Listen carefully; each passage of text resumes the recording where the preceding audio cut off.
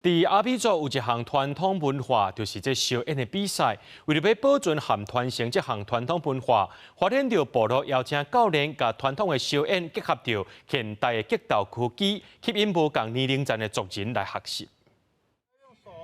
用你的手窝去扣，OK， 他就会跌倒了。葡萄腿重心压低，这就是阿美族传统的客家文化。也毋过，这项运动平常只会伫细时制定来以男性为主，规年纪进行。因为无教育系统甲课程规划，传统客家伫部落已经渐渐啊没落啊。我们想把它变成一个有系统化的运动，这样把它用研习课的形式来教大家，不是说就直接大家乱摔这样。为着吸引更加侪族人兴趣，主办单位特别邀请2023年综合格斗亚洲锦标赛冠军尤凯文来指导，将部分泰拳的压制甲传统客家做结合。什么时阵爱进攻，什么时阵爱借来用力，都是学问。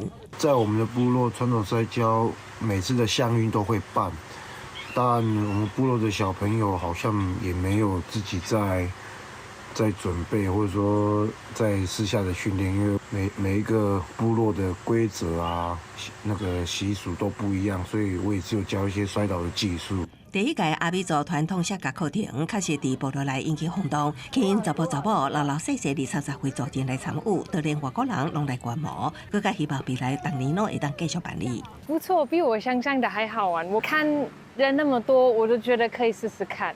我觉得人越多越好玩。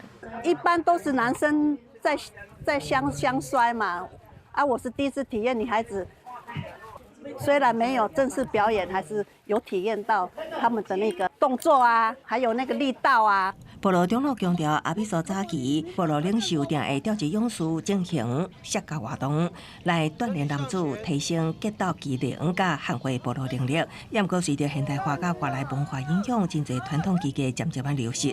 安怎带着时代进步，为古早技艺支持新活力，各部落拢爱有新的思维。公司新闻采访报道。